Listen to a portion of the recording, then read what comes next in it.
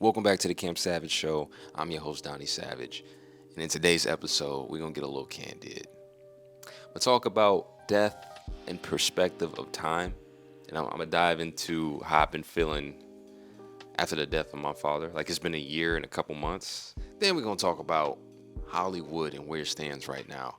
There's a lot of stories I've been wanting to tell you about Hollywood, and I just haven't had the chance. It's time to do it. If you haven't already subscribed to the channel, make sure you do that. For those that have been rocking with me already, I love you. We keeping this thing rolling. It's Cam Savage or nothing. It's about 8:15 in the morning, and I've been struggling trying to get this podcast done today. My internet's down, you know? So instead of just not doing it, I'm like, let me switch up the format, and I'm going to make it work. How y'all doing today? I'm kind of liking this setup for the most part. It's a lot more comfortable and I feel free. Like I can move around. I'm not confined to that desk. So I don't know. This might be a permanent thing. We'll see. Today, I want to start off this show with something that's been on my mind lately. Man, it's been a little over a year since my dad has passed. And I thought I was taking it hard before, like the year of. Nah. The way life works, as time goes on, some people say it gets better. I don't know if I want to counter that, or maybe I just need more time. But the absence is something crazy. When I think back to our relationship, I mean, first, no matter what, I miss the hell out of that guy. But I look back at our relationship, and it wasn't good, but it wasn't bad. It was somewhere in the middle, you know. It's crazy. Like my pops was always there, but we really didn't talk a lot. He was more so like to himself for the most part. And that could be based on whatever he was going through in life and he just didn't feel like he could share it or whatever the case may be. I hate to be that person that's like, I wish I had more time. But I do, because it was like we didn't talk a lot early on. Like obviously we would communicate, but we didn't really have that tight-knit father-son bond, you know? When I got old enough to drive, like I would go off and do my own thing. My moms and pops would be at the crib kicking it or doing whatever they're doing. But it was never really a moment. Like, hey, you want to go do this? You want to go catch a movie? You never really brought that to the forefront.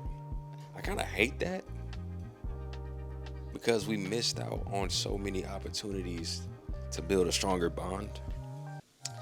And now I'm sitting here like, it's a wrap. We will never find out. But I appreciate the times when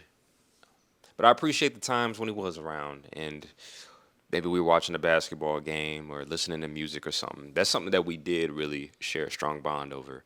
I feel like I got my sound and music from him. And it's to the point now, I don't even watch basketball anymore because that was our thing. I would call him or he'd call me and we talking about what's currently going on in the NBA. I wasn't too much of a NFL fan, so I didn't really go there. But like even when it came down to the college sports, he would give me game about the upcoming players that's about to go to the league and take over. And he like, yo, he got it. Like he had a knack for stuff like that. And another thing that's interesting to me is that I could talk about this with a smile on my face and not be distraught and in shambles at this point. I still have my days when I'm ready to flip my shit and I'm going through it. But for the most part, I can have an ongoing conversation about him. If somebody were to ask, like, hey man, could you describe him? Matter of fact, I'm gonna describe him right now. Good looking dude. Pops was a fucking stud. He was solid, honorable, held it down for me and my mom. And at the same time, the man was the Grinch. He was a Grinch. I can't tell you how many arguments we've got into arguing over nothing. just because you want to argue. You know that person that just likes to argue about anything and everything they could think of. For instance, let's talk about the remote because I don't know what a remote is for the TV right now. I can't find it. But if he were here and we were in this situation and he wanted to watch TV, he would throw a fit about finding a remote. And 9 times out of 10, I probably wasn't even the one that had it last because I wouldn't watch TV in the living room. I took my TV out of my room. Growing up, I don't know. I just didn't want it in there anymore. I can hear him now. Hey, you seen the remote? I'm like, nah. So it just disappeared. I mean, I don't know. I don't watch TV in this room. So you mean to tell me? And I'm like, ah, shit. Here we go. Here we go. Let me find the quickest route to get up out of here. I gotta do something. Even if I get cursed out and dismissed, that's better than sitting there arguing about nothing, right? Right. But even that, I still miss that. Like I wouldn't even mind getting a phone call and being fussed at for no reason. I'd just be like, all right, man, you know what? Just to hear his voice, I would be cool with that. But yeah, that's just been something that's been on my mind because every day I wake up, he's the first person I think of. And it's been happening like that since he passed away. It's a real feeling, and it's something that I can't shake. It's like his voice is always in the back of my mind. If you like, I know you've never heard him before, but it's embedded in my thoughts. If I'm fucking up, I hear him in the back of my head like, "Hey Dale, what you gonna do?" Dale's my middle name. Middle name is Delvon. Hey Dale, I don't know, man. What you gonna do? I told you. If you gonna do it, you gotta do it. Not just sit there and be like, take a breath. You right, pops. You right. Death just has this funny way of changing your perspective on life. Because I'll even notice that I feel like I'm in a rush. I'm in a rush to get things done. I'm in a rush to live. I'm not taking things slowly anymore. But the end all be all is I got an expiration date and you got an expiration date too. So it's like you might as well go at your own pace because we know what the inevitable is going to be. So don't stress out with the anxiety and you're always antsy, you're anxious. I think it's time to, woosah a little bit. And I'm talking to myself as I'm talking to you because maybe you can relate to this. We all lose loved ones one way or another. And I think it's more or less how you deal with it as time goes on.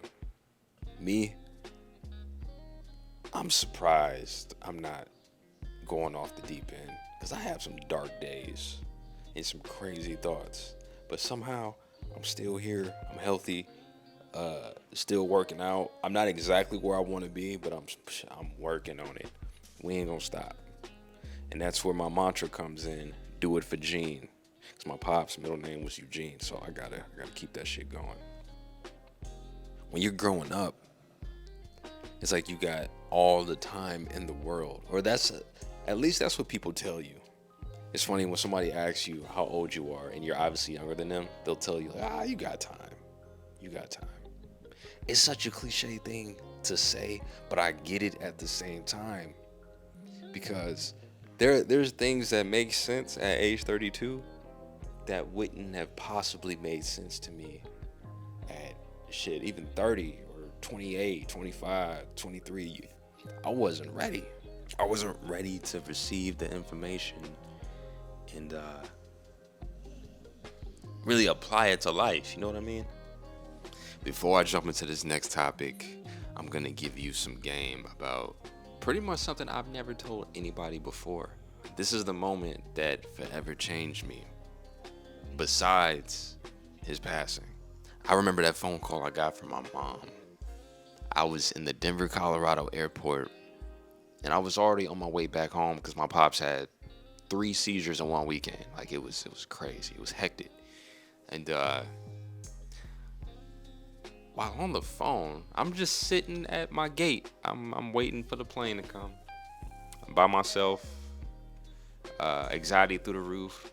She calls me crying and she tells me that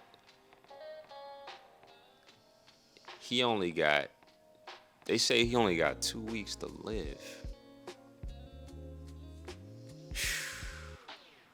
Talk about trying to keep it together. Talk about trying to keep it together. To this day, I still don't know how I didn't burst out into tears and just lose my shit. I sat in my chair. I had my bags with me, and I was just sitting there in like dead silence. Like, yo, this cannot be real. Like, what do you mean? Like, what do you mean? He was supposed to get this treatment, and he was gonna do the biopsy thing to go get something else done at U of M. I'm like, what? That is as real as it gets. And I know miracles do happen, and there's always a chance that the doctors could be wrong, which in that case, I was hoping they were wrong. Man, it got real. So by this time, my pops is already maybe like 3 years into having, my pops is already 3 years into having lymphoma, and it spread from his lymph nodes up into his like neck, and then it went to his brain, and that's ultimately what took him out. And so over time, he was kind of losing his ability to do certain things, and it killed me that I'm all the way over here in California. Mind you, I'm from Michigan. If you didn't know, from Grand Rapids, Michigan. I'm all the way in California trying to hustle and chase my dreams. And the whole time this is going on back home, which is the most important matter to me. You still gotta live your life. Life goes on. Things happen. So fast forward to when I finally land in Grand Rapids. My aunt picks me up. We go straight to the hospital. I stayed the night in the hospital with him, by the way. Just kicking it on the most uncomfortable couch.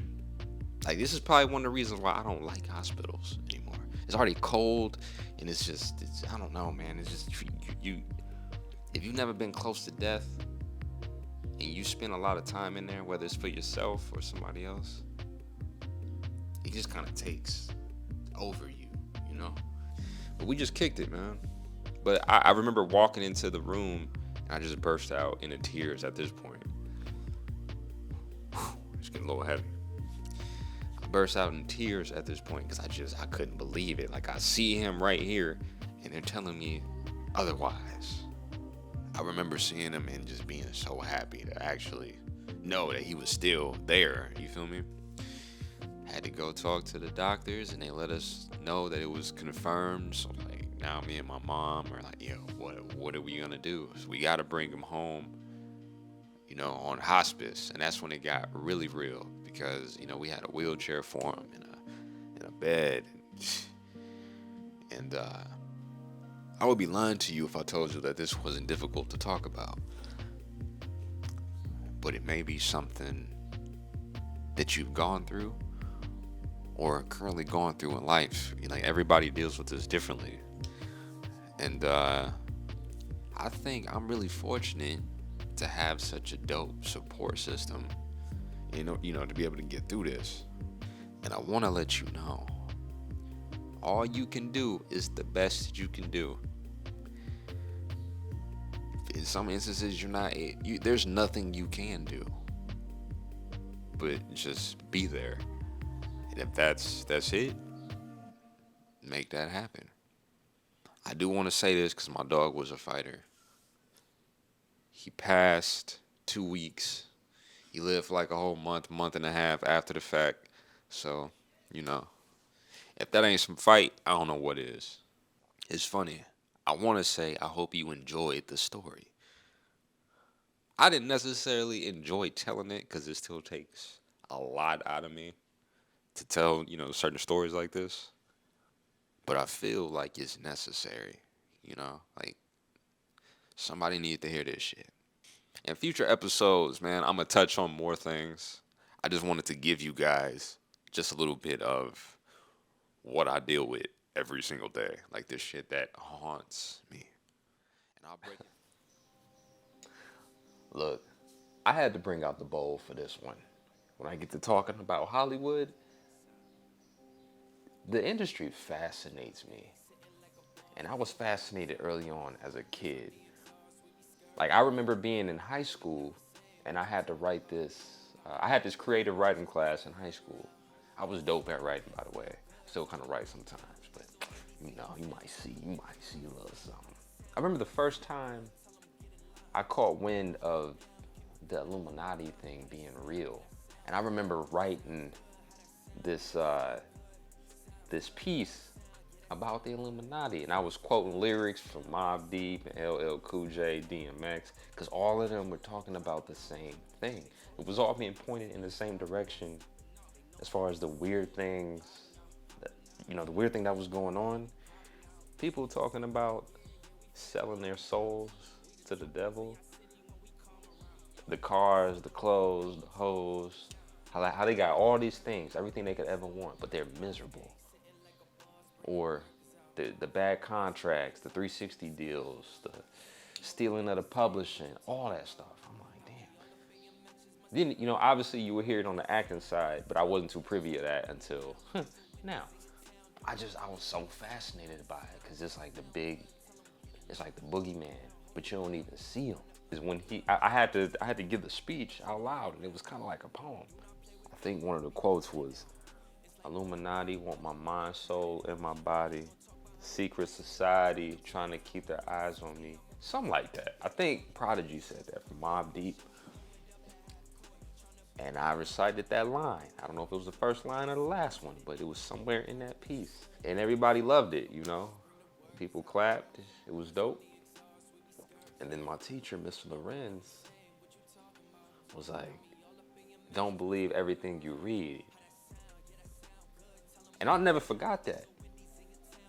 And I don't know if he's still at the high school. I mean, they've changed the names. They've combined the other two local schools. So who knows?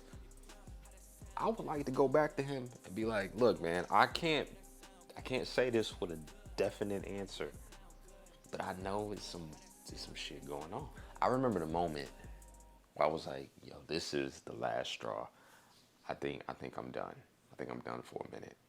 I always kind of knew how I wanted to be perceived on camera, like on camera and off camera. And it was kind of in that light of Morris Chestnut, Shamar Moore, Blair Underwood. Like, those guys really inspired me. I'm like, that's a dope lane to keep.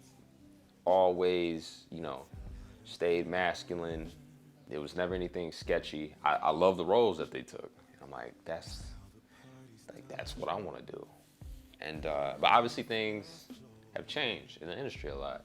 Some of these roles were just getting a little too extreme for me. And that's no shade or anything to the LGBTQ, I think IA community.